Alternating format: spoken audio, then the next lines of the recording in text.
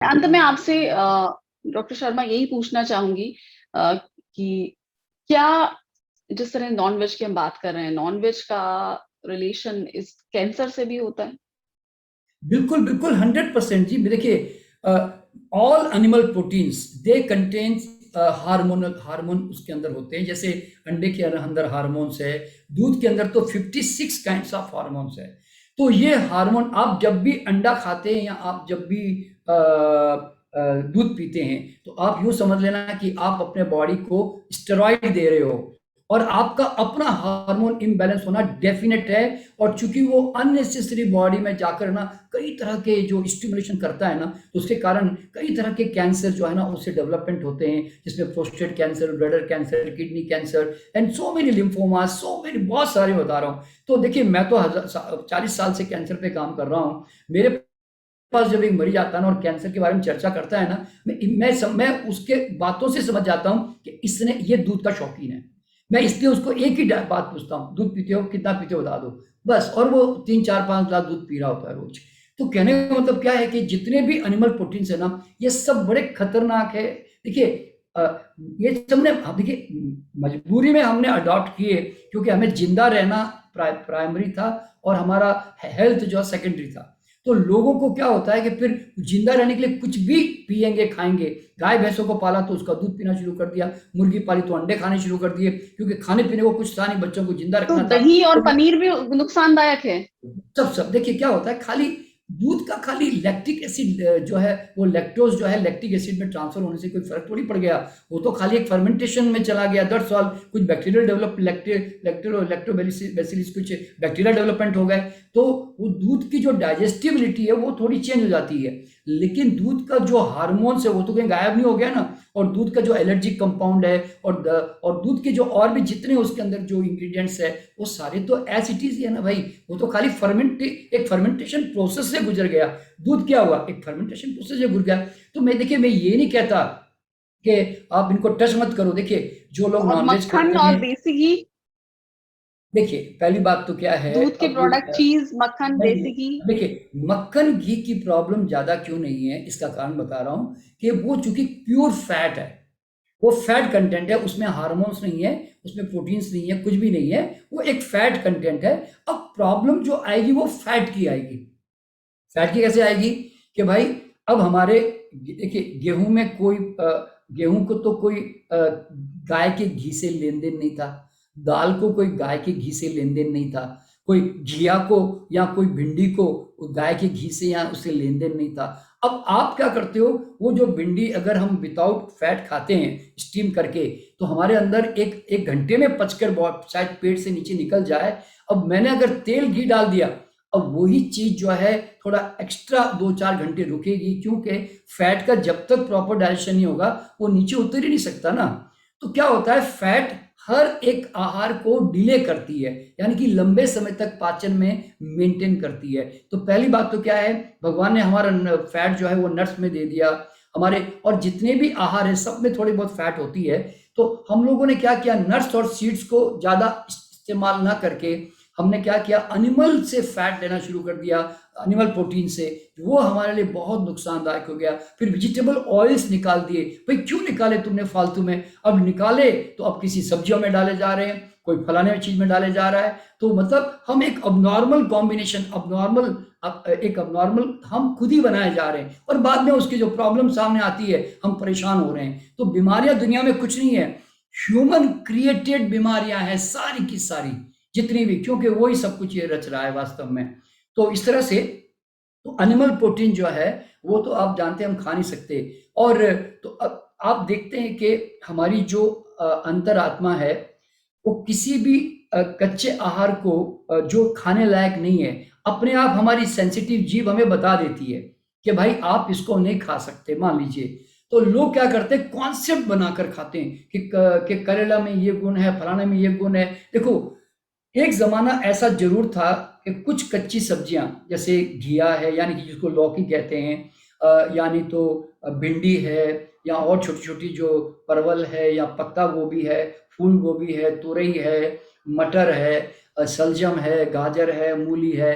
देखिए ये कुछ पालक के पत्ते हैं, सलाद की पत्तियां हैं, ये वाकई में कच्चे खाए जा सकते थे, बता रहा हूँ। इवन सीताफल जो पंपकिन कहते हैं, रेड पंपकिन, तो वो खाए जा सकते थे। क्यों? उस समय इतनी ऑर्गेनिक फॉर्म में आता था, तो उतना केमिकल न होने से उसका स्वाद नेचुरल था, उसमें मिठास भी होती थी। वो अब फीके किस्म की चीजों को हम वेजिटेबल्स बोलते हैं, और जो मिठास किस्म की है उनको हम जो है फल कहते हैं। एक्चुअल में फ्रूट और सलाद में कोई डिफरेंस नहीं है, ध्यान रखना। आज एक पंपकिन है, एक पेठा है, एक घिया है, वो भी फ्रूट है। जैसे ककम्बर भी एक फ्रूट है, टमाटर भी एक फ्रूट है, हमने शिमला मिर्च भी फ्रूट है। लेकिन हम लोगों ने क्या किया, ये देखिए ये तो मेडिकल क्लासिफिकेशन है कि उन्होंने फीकी चीजों को तो कह दिया वेजिटेबल्स, और जो मीठा है उनको कह दिया फ्रूट्स। और नट्स भी, एक्चुअली नट्स भी जो है ना वो भी फ्रूट है ओरिजिनली। तो ओरिजिनली अगर मैं यूं कहूं ना, मानव का मूल आहार जो है वो फल है। अच्छा, अब मैं यहाँ ये बताना चाहूंगा कि why cooking is destructive to human mind civilisation. देखिए जब कोई भी, देखिए हमारा शरीर है ना प्राण ऊर्जा से बना हुआ है, हमारा शरीर प्राण ऊर्जा से चलता है, इसीलिए हवा में जो ऑक्सीजन है वो हमें प्राण ऊर्जा देता है। तो हम लोग क्या करते हैं कि कोई भी हम आहार लेके आते हैं और आग में डालते हैं, आग में डालते ही आपने देखा होगा उसकी शक्ल पूरी बिगड़ने लग जाती है, वो जलकर उसका वो सिकुड़ने लग जाता है, उसके जो एंजाइम से वो डर हो जाते हैं, उसके विटामिन सी जो है वो पूरा उड़ जाता है, उसके केमिकल ऑल्ट्रेशन हो जाते हैं, और उसके अलावा उसका प्रोटीन हार्ड हो जाता है, और उसकी फैट कंटेंट जो है चेंज हो जाती है। जैसे मैं एग्जांपल देता हूं, देखिए अब आप एक पालक का पत्ता है, ताजा है, कुरमुरा है, आप उस पालक के पत्ते को है ना सलाद की पत्ती को आप खा सकते हो, और आपको थोड़ा ताजा लगेगा, अच्छा भी लगेगा। अब मैं पालक के पत्ते को है ना गर्म पानी में उबलते हुए पानी में डालता हूँ और 2 मिनट तक ऐसे ही रखता हूँ। फिर मैं उसमें से निकाल के आपके सामने लेकर आता हूँ। मैं पूछता हूँ पूर्णिमा जी, ये जो एकदम सिकुड़ा हुआ गर्म पानी में जो सिकुड़ कर पूरा एकदम जैसे सिकुड़ गया और एकदम मुर्दा जैसा हो गया, क्या आप इस पालक को खाओगे? और बोला नहीं नहीं नहीं, मैं तो नहीं खा सकता भैया। तो फिर कैसे खिलाऊं भैया आपको मैं? तो आप कहोगे एक काम करिए, थोड़ा प्याज टमाटर भून के उसके अंदर डाल दो जी, तो फिर तब तो मैं खा लूंगा जी उसको। तो आप जरा सोचो, आप कैसे खा रहे हो उसको? आपको मैं उबला हुआ घिया दूं तो आप मुंह चढ़ाकर खाना खाओगे? अब खा किससे रहे हो? सारा नमक चीनी मसालों का स्वाद है तुम्हारा, तो तुम उस चीज को ऐसे खा रहे हो। अब तो आपको समझना क्या है, हम उसकी पूरी एंजाइम्स, लाइवलीनेस, विटामिन, मिनरल सब चेंज कर देते हैं। इवन पालक को उबालने से क्या होता है मालूम है आपको? पालक जो है ऑक्जेलिक एसिड होती है, वो इमीडिएटली केमिकली चेंज होकर ऑल्टर होकर ऑक्जेलेट बन जाती है, जो बॉडी में डाइजेस्ट नहीं होती। टमाटर में भी ऑक्जेलिक एसिड होती है, जैसे ही वो बॉयल होता है ऑक्जेलेट बन जाता है। तो हम करते क्या मालूम है, जब अब आयरन आयरन ऑक्साइड बन जाता है। क्यों?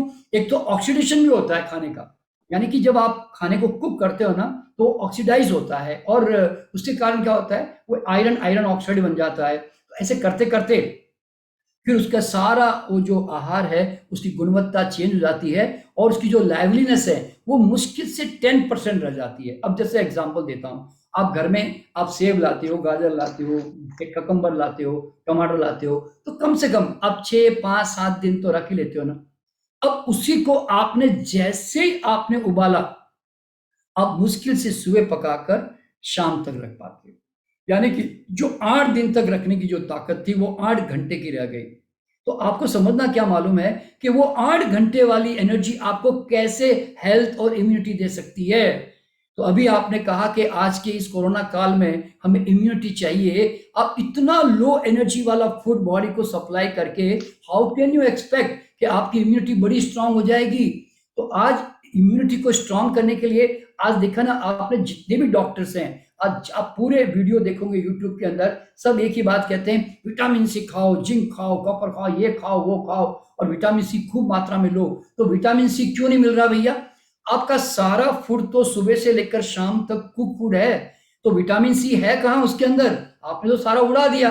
अब उड़ा के बाद में क्या बोलते हैं, च्यवनप्राश खाओ जी, इसके अंदर विटामिन सी है, ये फलाना विटामिन सी की गोलियां खाओ जी, ये बड़े अच्छे सप्लीमेंट ले लो जी, ये फलानी कंपनी का है, ये बहुत अच्छा है, इसमें सारे मिनरल्स है जी। तो भैया आपने खराब क्यों कर दिए? क्या भगवान ने आपके लिए विटामिन मिनरल्स बनाए नहीं थे आपके खाने में, कि जो आपको जाके खरीद के लेके आना पड़ रहा है? ये सबसे बड़ी समझने की बात होती है। तो लोग क्या करते हैं मालूम है, अपने किचन में जाकर अपने आहार को आग में डाल डालकर बर्बाद करके बाद में सप्लीमेंट खरीद के लेके आते हैं। तो उसके अंदर तो उसके अंदर जो है आप समझते हैं कि मैं बहुत अच्छा हेल्दी काम कर रहा हूँ। तो देखिए, मैं मेरे पर्सनल लाइफ के बारे में बता रहा हूँ। मेरे ज़िंदगी में ना मैं च्यवनप्राश खाता हूँ, ना विटामिन, कोई आउटर चीज़ ट्रीटमेंट, ना कभी आंवला खाता हूँ, ना कोई तुलसी खाता हूँ, ना कोई अदरक खाता हूँ, ना कोई चूरन खाता हूँ। ज़िंदगी में कुछ भी नहीं खाता। क्यों? भगवान ने, मैं तो एक ही मेरे माइंड में क्या रखता है, भगवान ने मेरे लिए क्या कमी रखी यार? जब सारे प्राणियों को खाना दिया तो मेरा भी तो खाना दिया है ना, तो मैं उसको खा के क्यों हेल्दी नहीं रह सकता? और हमारा खाना क्या है? नेचुरल इंस्टिंक्ट बताती है कि हमारा खाना फ्रूट्स और नट्स है। तो क्यों फ्रूट्स और नट्स और वेजिटेबल्स जो है, आपको उसको देखकर जो है ना कुक करने की इंटरेस्ट नहीं आती।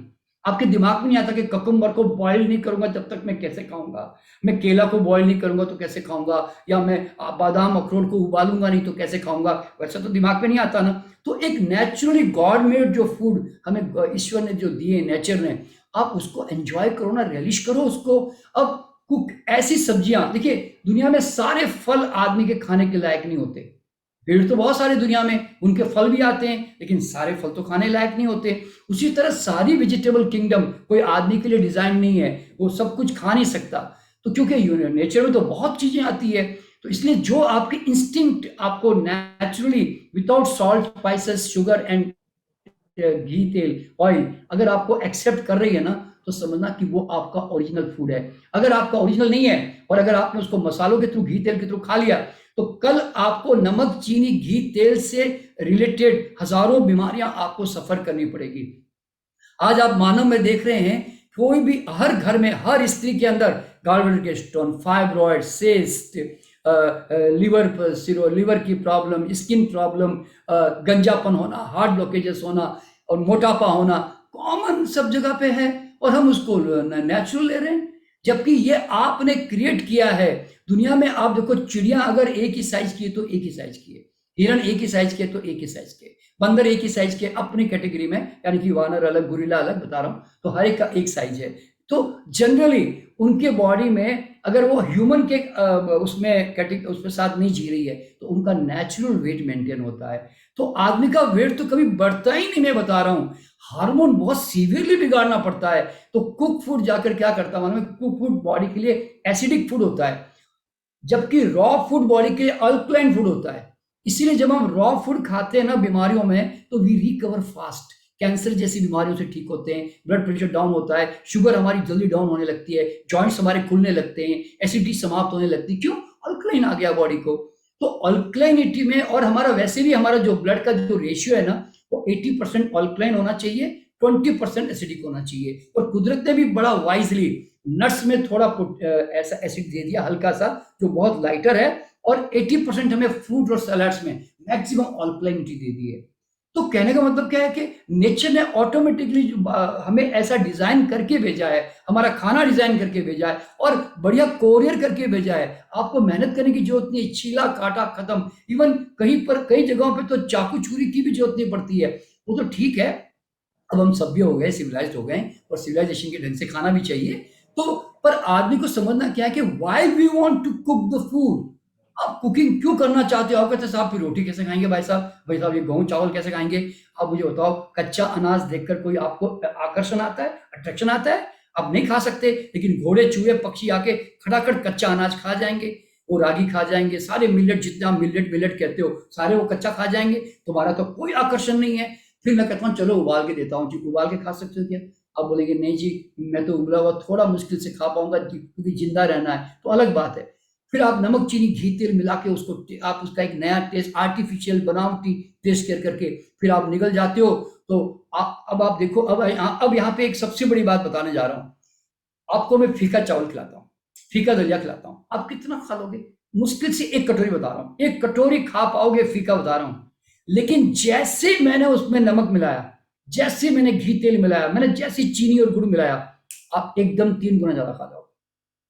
अभी चावल इतना दे रहा हूं, आप कहोगे बस हो गया, बस हो गया। मैं कहता हूं और खा लो भाई साहब। अब बोले नहीं नहीं भाई साहब बस हो गया। मैं कहता हूं लो थोड़ा चटनी ले लो, सांभर ले लो जी, थोड़ा या दाल ले लो जी। आप देखना, अब वो चावल जो आपने इतना ही खाया ना, अब इतना चावल आप खा लोगे। तो यू कैन अंडरस्टैंड कि कुकिंग ने और मसालों ने आदमी को ओवर ईटिंग का सबसे बड़ा एक कॉज दिया। वरना आदमी, आप जरा सोचो, तरबूजा आपको मैं खिला दूं कि आप कितना खा लोगे? वो वाटर कंटेंट आपको ऑटोमेटिक रेस्ट्रिक्शन डाल देता है। आम कितने खा लोगे? खरबूजे कितने खा लोगे? केले कितने खा लोगे? आलू बुखारे कितने खा लोगे? यानी कि नेचुरल फूड जो होता है ना, आप कभी ज्यादा खा ही नहीं सकते। आप ऑटोमेटिकली रेस्ट्रिक्शन है। सलाद कितना खा लोगे खा खा के? तो इसलिए क्या होता है, कुक फूड और स्पाइसेस और नमक, सॉल्ट और शुगर, इसने है ना हमें 3 गुना ज्यादा ओवर ईटिंग करने का हमारा कारण बना। और आज हमारी बीमारी इसके लिए नहीं है कि हम कम खा रहे हैं, आज हमारी बीमारियां इसलिए हैं कि हमारे बॉडी पे 3-4 गुना ज्यादा प्रेशर पड़ रहा है और अनवांटेडली सॉल्ट जा रहा है, शुगर जा रही है। तो सॉल्ट की अलग बीमारियां, शुगर की अलग बीमारियां, और फैट जो घी तेल जा रहा है उसकी अलग बीमारियां, तो और स्पाइसेस जो है उसकी अलग बीमारियां। तो यानी कि ये सब क्यों ऐड किया आपने? आप खुद ही सोचिए, हम क्यों खा रहे हैं? अगर मैं आपके खाने में से मीट निकाल दूं, मैं आपके खाने में से ग्रेन्स निकाल दूं, दालें निकाल दूं, अब क्या करोगे? हींग को चाटोगे? हल्दी को चाटोगे? धनिया धनिया को चाटोगे? क्या करोगे? नमक कैसे खाओगे? बिन नमक खाओगे किसमें? आप ये चीनी चीनी किस में डाल के खाओगे? अब चीनी किस में डालोगे? जो चीज हम नहीं खा सकते तो उसको मैनेज करके खाने के लिए। यानी कि अब मैं एक कड़वी चाय नहीं पी सकता, तो मैं क्या करूंगा? चीनी डाल के थोड़ा टेस्ट क्रिएट करूंगा। कॉफी कड़वी मेरे को अच्छी नहीं लगती, मैं चीनी डाल के मैं क्या करूंगा, उसको मैं पीने की कोशिश करूंगा। तो कहने का मतलब क्या है कि ये हम सब अबनॉर्मल चीजें हमने अडॉप्ट कर ली और हमने नमक चीनी मसालों के थ्रू हमने खाने की आदत डाल दी। इसीलिए कुक फूड आदमी के जीवन में रहेगा ना, तो बीमारियां भी उसके जीवन में भयंकर से भयंकर सदियों के साथ आती ही रहेगी। अगर वो कुक फूड को नहीं कुछ चेंज कर पाया ना, तो हेल्थ मिलना ये असंभव है, बता रहा हूं, और इम्यूनिटी तो बिल्कुल इम्पॉसिबल है। तो इसीलिए मैं कहता हूं raw food is a regenerating food and cook food is a degenerating food. इसलिए कुक फूड से आप सर्वाइव कर सकते हो, इकोनॉमिकली जिंदे रह सकते हो, लेकिन हेल्दी कभी नहीं रह सकते। ये लोगों को समझना बहुत जरूरी है। इसीलिए धीरे धीरे, मैं ये नहीं कहता देखिए कि आप 100% कुक फूड छोड़ दो, मैं ये नहीं कहता। मैं यूं कहता हूं, अरे भाई मैक्सिमम रॉ तो अडॉप्ट तो करो, कम से कम 2/3 तो लाइफ में रॉ तो कर लो, और 1/3 या 25% आप जो है कुक कर लो। क्योंकि कुक फूड से अब दूर होना बहुत मुश्किल है। हम बहुत दूर आ चुके हैं, करीब 8-10 हजार साल हो गए आदमी कुकिंग करते हुए। तो अब वो art, cooking is become an art. कई तरह के टेस्ट डेवलप हो चुके हैं। कोई आदमी ने इडली बना दी, किसी ने समोसे बना दिए, किसी ने पानी पूरी बना दी। अब तुम कैसे छूट जाओगे उससे? तो अब मैं नहीं कहता कि इनको छोड़ दो, अब एक अवेयरनेस लाओ कि यार I must eat maximum live and energy food I must provide to my body. और जो डेड और लाइफलेस जो फूड है, जो डेफिशिएंट फूड है, वो मैं कम से कम खाऊं। और एक डेफिशिएंट फूड से, कुक फूड से आप कैसे आशा करते हो कि आपकी एफिशिएंट हेल्थ हो जाएगी आपकी? How can you expect that? इसीलिए तो 100% न्यूट्रिशन जाएगा, बॉडी 100% काम करेगी। लो न्यूट्रिशन जाएगा, लो काम करेगी। इस तरह से।